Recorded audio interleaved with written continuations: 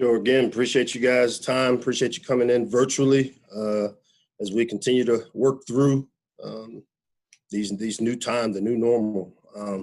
The last time we spoke, we just had our first practice in pads, and since then we've had a scrimmage and been able to continue to ramp up towards the starting date of October 24th. And we got through the scrimmage relatively healthy. No major injuries coming from out of it, and really, I'm excited about the way we were able to practice in pads, especially with such a long layoff. With us not playing football and tackling to the ground since November of 2019, and so it was good to see those guys go out and compete. The first scrimmage for us was all about putting the football down and just letting them play. The first time that the players have kind of been in a game-like environment where the coaches aren't on the field. It's not scripted. And it was good to see a lot of the players and how much they've progressed. So Saturday scrimmage really worked well for us in terms of continuing to move the program forward. On the surface, I know it seems like some basic things, but we really don't take it for granted, the ability we have to go out and play now. And I think that's across the board for us as a team. As each day goes by, we're getting closer and closer, to getting on the field and competing in the Big Ten. And we've got to use every second of the day and make sure we maximize every opportunity we have when we get out on the field. The scrimmage, I thought, a lot of good things were done as typical of a first scrimmage. Our defense kind of was a little further ahead as to be expected. We've got another scrimmage coming up this Saturday that I would expect to see progress offensively as our guys become a lot more comfortable in a lot of different things that we're doing. Also want to say, obviously this is Mental Health Awareness Week for us. And as you guys know, something that I have an affinity for, obviously dealing with a child that had mental health issues in Miko, my son. It's important to me and my family, something that we want to, again, support and spread the word on mental health awareness. So with that, I'll open it up to any questions you guys may have. Thank you, Coach. We'll start with Scott Abraham. Hey, Coach, Scott Abraham, ABC7. Good to see you, my friend. 2.5 weeks away from the opener. Are you ready to name a starting quarterback yet? This is going to be your weekly question, huh? Not at all. Not prepared to name a starter at the quarterback position just yet. As I said, we got one scrimmage under our belt. We've continued to do things in practice to evaluate that position. We realize the importance of how important that position is, and it's not something that we'll take lightly. We want to give, all the guys opportunities to show their abilities and that they have the ability to put points on the board, which, as I've said here before, ultimately the goal of the quarterback is to move the offense and distribute the ball and score points. And so we'll continue to put, the quarterbacks in those situations, continue our evaluation of the position. And, at some point here in the next 2.5 weeks, we will name a starter. A quick follow-up that's kind of vague. In the next 2.5 weeks, is there a timetable? Because how important is it to have maybe that quarterback in place the week leading up to the game so they have those reps with the first team? Well, obviously, we would have that figured out by then, but my announcement won't necessarily come when we have it figured out. So maybe a little vague to you, but everybody in this building kind of knows what direction we're going, and the players will know before you know.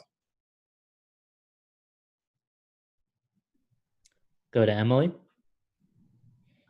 Hi. Now that you've practiced in pads for a week and had the scrimmage, has it been evident at all? Have you been able to tell that you did not have spring practice? I know that's something everyone's dealing with, but have there been any ways you've been able to see the effect of that?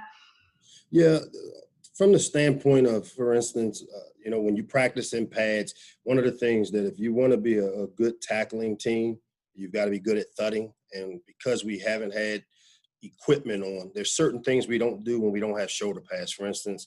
And a philosophy of mine is when we don't have pads on, we don't run what we consider gap schemes. And gap schemes are the power play, the counters, because you usually have a higher chance or higher rate of guys being on the ground, and we've tried to do everything we can to develop our team, but also be very cautious of making sure we're not putting them in harm's way from a health standpoint, and the injuries that come along with it. So a little behind in some of those areas of tackling, maybe in our offense, being able to run some of the things that we typically would run with pads. But again, now we're in week 2 of pads, and we've been able to progress and get those things caught. Now, I have been really pleased with the mental aspect of it, because we've had so much meeting time, and we had the football schools where we did all the different position groups and really increased and worked on increasing our football intelligence as a team.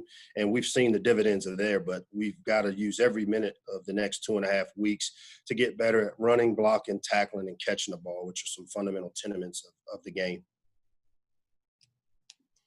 Lila, please unmute. Alex, how are you? Hey, Lala, how are you? Good. Yes, you mentioned just kind of having mental health week this week. What have you guys kind of been doing with the players, or kind of things that you're emphasizing with them this week? Well, the big thing for us, and we're still virtual for the most part with some of our meetings and things, but just the awareness of it. Obviously, my affinity with mental health awareness stems from being a parent and going through some of the things that you go through when you have a loved one that suffers from mental health awareness. As with anything in our program, the education piece of it, I'm very fortunate from an administration side that we have the resources available for our players as we find. The more I'm dealing with kids, especially with going through the pandemic and COVID, the mental health of these guys is really, really important. Their lifestyles have changed because of COVID, and we want to do everything we can. And I'm fortunate that administration has provided the resources for our players to utilize if, in fact, they do feel like they're going through things, and just more about the communication of it and the conversation, and having the resources and making sure our players are aware of the resources. We'll go to Alex Dacey. Hi, Coach. Thanks again for doing this. No doubt. Hey, how you doing? Good, good. So I know obviously first week of practices. Could you talk a little bit about what you've seen from your wide receiver core? I know obviously it's a very young group, and this is for many of them their first time, in full pads. So what have you seen from them? Strengths, weaknesses, things to improve, all that. Well, I think the biggest thing that jumps out to us is the quality depth that we've created. We've got a lot of new faces over there in the receiver room, as well as, you think of a guy like Dante Demas, and, he played as a true freshman, had a great year last year, per se, individually. I thought he did some really good things, getting a healthy Jay Sean Jones back. And then obviously the development of guys like Brian Cobb and Darrell Jones being in year 2 in our system. I would venture to say that they are one of the strengths of our team because of their depth and the talent in that room. And I think Coach Phillips and Scotty have both done a really good job in developing those guys as a whole, as well as the fundamental piece of the position. When you got 2 guys like Scotty and Joker that have both coached that position at the highest level, coaching in the NFL, that position group, I really see the development that you would like to see, especially in year 2, but also in some of the young faces we've been able to add to the position group. And, there's no doubt in my mind that they will end up being one of the strengths of our team, especially for our offense. Just a quick follow-up. Have you, in the first week, have you seen anything that they need to improve upon? Especially because I know for most of them it's their first time in pads. Yeah, I think the big one, it goes back to, playing receiver. If you want to be a complete guy at that position, obviously blocking, they all want to catch the ball, but I think what you do without the ball in your hand as a receiver is just as important. We've got some playmakers in the backfield, and we do a lot of things to where the ball is on the perimeter. And, I would like to see those guys continue to improve on the physicality and the run game piece of it, which I've seen and we've really worked hard on. And then the other piece is because of the skill set at that position, I want to continue to see the development of those guys as special team players. A lot of times last year I felt like a lot of our defensive players were on a lot of special teams, a lot of our DBs wind up taking a lot of extra plays. And we've got some skill at the receiver room that those guys should be impactful in the special teams games for us. And, I've seen a bunch of those guys covering kicks and covering punts and catching punts. So to continue to see their development and helping our special teams is going to be imperative, especially because of the depth and skill that they have. Thank you. Yeah, no problem. Alex Flum. Hey, Coach, how you doing? What's going on, man? How are you? Pretty good. You said the defense is a little bit ahead of the offense. What have you seen from them that you've liked so far in the short amount of time, and what do they have to improve going into the season? Yeah, I think the big thing defensively that I've seen major improvement is our overall team speed. One of the things that jumped out to me in a scrimmage because of some of the things we do and did in the first scrimmage offensively was I saw an increase in team speed, our guys' ability to get to the ball, and whether it's in the secondary, our second level players, our linebackers, as well as the fundamentals up front. I've been really happy, with their ability to strike blocks and do the things up front we want to on the defensive side. So it's increasing team speed, seeing us run to the ball, and just how we're playing the run up front really was impressive. Obviously, things that they've got to work on, tackling, because we haven't done it since November 2019. Big emphasis, especially whenever we have an opportunity to go live, to do a great job of making sure we get guys on the ground. And you do that by, now that we have pads on, a lot of our periods have transitioned from what we call or deem tag off, where they just kind of low hand tag the guy down. Now we're wrapping and thudding and working on getting ourselves in good football position from a body standpoint to be able to front the ball up. And so, to see continued improvement in our tackling is what I hope to see as we get closer and closer to the start of our season. We'll go to Dave Preston.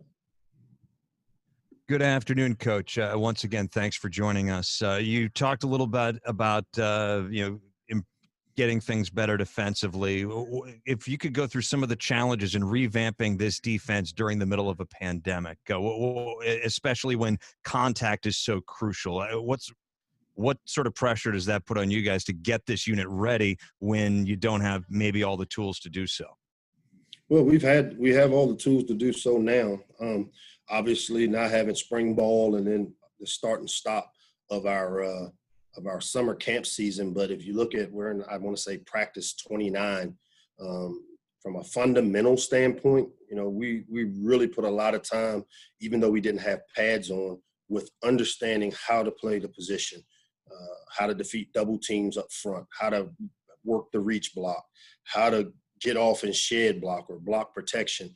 You can do all of those things without pads on. And so with the cards we were dealt within those time frames, I feel like we've been able to get a lot of work done. I think the biggest part now is the development of the callousness needed with tackling and the physicality of it, playing, I think we got 80 plays or so in the scrimmage on Saturday of just putting the ball down. We had Big Ten refs here to ref and do game-like as much as possible of getting them into that mode. So I don't see them as challenges as much as, we've had ample time when you look at the amount of practices we will have prior to the start of our season. Now, without the pads on, I'm a big believer that in 3 weeks, which we'll have a little bit over 3 weeks, closer to 4, of being in pads and being smart with how we practice, I like the way we're coming along. We've still got a couple of weeks left to finish before we start. We'll start our Northwestern prep sometime in the middle of next week. So I feel good about the direction we're moving from a defensive standpoint. Thanks, Coach. Yep. Kelsey Mannix, please unmute. Hi, Coach. Kelsey with Capital News Service here. Thanks again for being here. So one of your student coaches has kind of been making a name for himself over the past few months, coaching NFL players. Could you talk a little bit about Cam Spence, his growth since you've known him from coach to player, and then also in his outside endeavors? Yeah, I think the big thing with a guy like Cam and with like any coaches in our program, I'm real big on developing the next wave and next level of coaches that are coming up. I've known Cam since going into 9th grade when he started out at Gilman and had a chance to see his development when he transferred over to St. John's and then to IMG. So knowing his story and his background and how he's battled these injuries. Obviously, last year was a tough conversation with him because of the injuries that he faced as a player, wasn't the player that he wanted to be, that he knew that he could be. And so, I had a conversation with him about getting into coaching. And even though you couldn't play, let's keep you around football and see if it's something that you'd like to do. And I know Cam was one of our better student hosts. So whenever we had players on campus, he was the guy that really did a great job of selling the Maryland football experience to recruits. And I thought that he'd be a great asset to our program as a student assistant. And I'm a big believer whenever our players get hurt that we utilize them and keep them involved, especially from a mental health standpoint, keeping them around the game. And the thing I noticed about Cam, he's really taken it and run with it. His expertise of working with Bryant Williams and our D-line coach here, and then just studying the game. And obviously he has tremendous amount of contacts and people that he dealt with throughout his recruiting process and coaches that had him here at Maryland and throughout high school. And it's great to see what he's been able to do, developing himself as a young coach. He's a great asset to our program, and we're glad we've got him here as a student assistant. We'll go to Jeff Ehrman. Hey, Mike, how do you feel about the offensive line? I know you've got some question marks there and some new guys you like, specifically Branch and Moran coming in from JUCO, and then also Gregory and TJ Bradley, guys who've been around for a little while.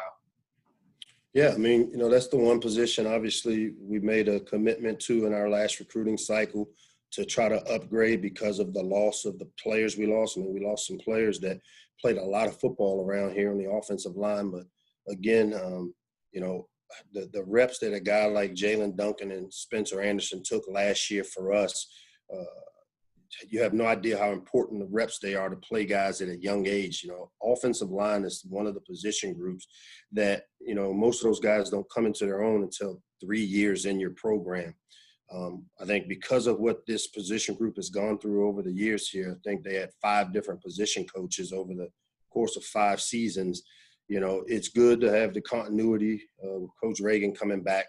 Obviously, the addition of the JUCO players like Jahari Branch and Emilio Moran bring guys that can maybe add some immediate help to the position group. But I've been just as pleased with young players like Ja'Kai Green and DJ Glaze, who both have really shown some maturity in how fast they're developing.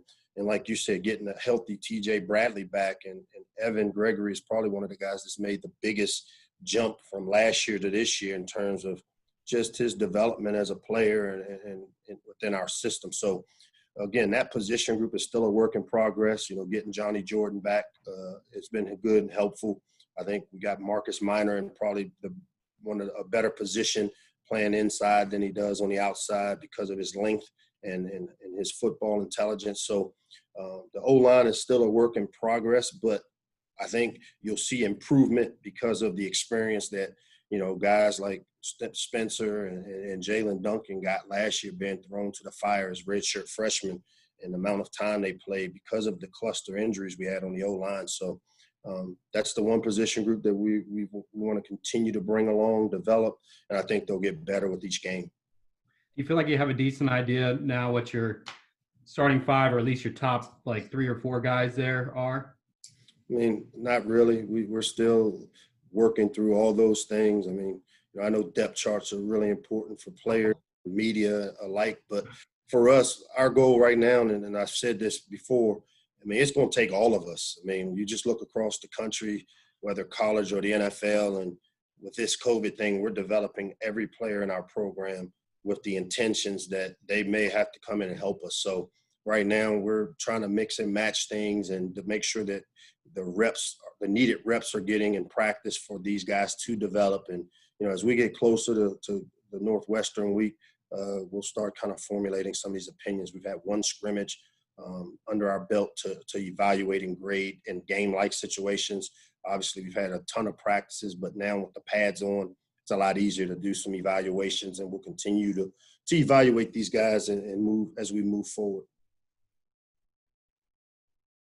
kind of vague, right? We'll go back to Emily. Hi, I was just gonna ask about Tyler and Cam moving over to tight end, how they're doing with the development from a blocking and pass catching standpoint.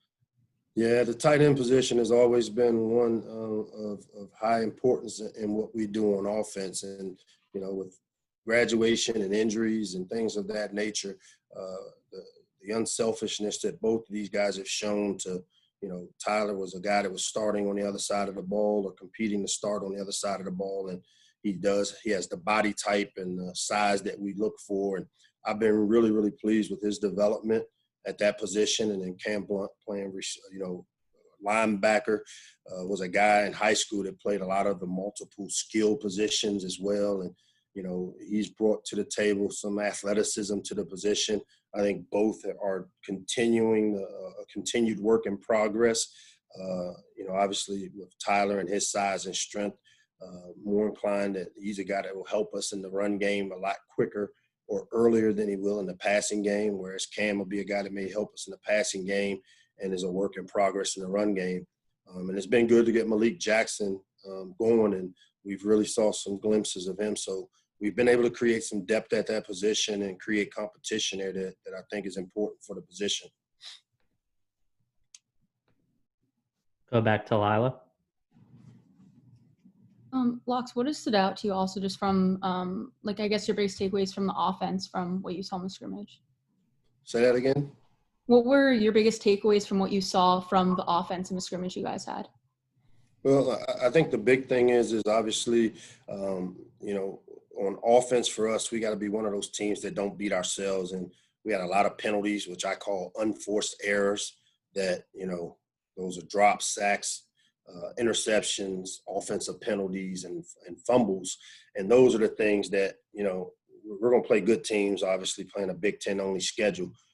Those teams don't need help beating us. So, you know, for me, if there was a takeaway from the scrimmage from that standpoint is that we, you know, what we call our margin of error, which is the amount of the percentage of plays that have what we call self-inflicted wounds, and it was way too high for me. As I said, that's really atypical of the first scrimmage because the timing on offense and having pads on and the mixing and matching of the groups like we have continued to do as we continue to just find ways to get the reps needed was a little high for me. I do see that we've got tremendous skill at the running back position with Fleet and Jake Funk back, and the addition of, you know, Isaiah Jacobs as well as Penny Boone. Losing two good ones like we did last year to be able to bring in those two have really helped that position. And then, as I talked about earlier, the receiver position I think will be one of strength for us. And as we continue to work through the quarterback position, we think we've improved the room. Both are talented. Both have the ability to throw the football. Both can do the things in our system that we like to do to create the versatility of the system. And now it's just a matter of getting it all together and the timing of the offensive group, you know, being able to go out and execute at a high level. And that's the piece that was missing for me offensively from Saturday's scrimmage. We'll take two more. We'll go back to Jeff Ehrman here. Hey, Mike, I know you were a little hesitant maybe to point out specific guys, but I'm curious if any of these freshmen have really come on lately or caught your eyes, guys. You know, obviously we know Rakeem Jarrett and guys like that, but any other guys kind of rising recently? Yeah, you know, it's hard for me, and you know how it is. I mean, it's hard to talk about what a freshman can do or is doing until you see it in game-like situations. I can tell you this as a class, they are as advertised. There are a ton of freshmen and new faces around here. I think we got like 56 first-year players in our program, whether it's recruits, transfers, or walk-ons. So I think they all have improved our team. You know, obviously the experience is the piece that's missing, but, you know, we don't use youth as an excuse. We were one of the younger teams last year. If you want me to name some guys, I mean, Tarheeb Steele has had a great camp and has shown he's a good player. Rakeem Jarrett, Nick DeGennaro, and Dede McDougal, all three of them have had opportunities and have shown flashes of the ability they have. I talked about Penny Boone and Isaiah Jacobs. I mentioned DJ Glaze earlier as a guy that we think has done a really good job, in Ja'Kai Green. You know, all the interior first year JUCO D linemen we brought in, from Ami to Mo to TT. All three of those guys are going to add and bring some depth and talent to the position group. Ruben Hippolyte. Ruben has shown, based off of the time he stepped on campus mid-year to now, that he'll be a really good player for us for years to come. Bo Braid, the physicality we liked about him in high school, and the football intelligence he's shown again, fits into the smart, tough, and reliable category for us. Osita, again, Osita Smith is one of those guys that good, long, length, size, speed, runner and a hitter. I mean, you want me to keep naming them all, but I've been happy with this freshman group, including the walk-ons. I mean, a guy like David Faust has come in and proven to be very capable, even though he's not a scholarship player. Been really happy with guys like him, and Rashard Jackson, one of those walk-on running back, has come in, and Jordan Castleberry as a walk-on has done a great job for us as well. So a ton of those young first-year players, I would expect, based off of how things have gone in 2020, you'll see a bunch of them. And maybe a little easier question for me to answer when the season's over than going into it. Thanks, All Mike. right, we'll wrap it up with Alex. Tried to make sure. Coach, you know, you've been a very strong recruiter for years. I'm sure you've had a process of how you do things on a day-to-day basis throughout the year. How has the pandemic kind of affected your recruiting? Has it been a challenge for you? Have you found new ways to help you? What's it been like for you in terms of that? Yeah, that's a good question. The good part is we always recruit 2 to 3 classes at a time. And I can tell you that the 21 class, when we got here, even though we were recruiting 20s, we were recruiting 20s and 21s the whole time from the time we arrived, because we got here late, obviously in January of 19, and we put a premium on the 21 class, and I think we're off to a good start. I'd like to see us finish it. Obviously, we've got to get to signing date, but if there's been any challenge for us from a recruiting standpoint, it's been the 22s, because we're typically, because of our location, we're able to get guys on campus and get to know them really up close and personal. One of the processes I like is, I like to get a kid on campus 6 to 8 times over the course of a year period of time. And just because of the dead period we haven't been able to develop these relationships per se, personally, with them being on campus, sitting in meetings, them being able to evaluate us. We've had to do a lot of things, whether it's virtual, FaceTime, over the phone type stuff. So the evaluation of the 22s is probably the biggest challenge for us in recruiting. And as we recruit the 22s, starting in on the 23s, because they aren't playing, they don't have tape, especially the local players. That's been a challenge, but again, everybody's dealing with it. So we've tried to be creative in how we communicate and what we do in the recruiting process. And we'll continue to try to find ways to get the questions answered we have on the local players first, and then work our way out nationally.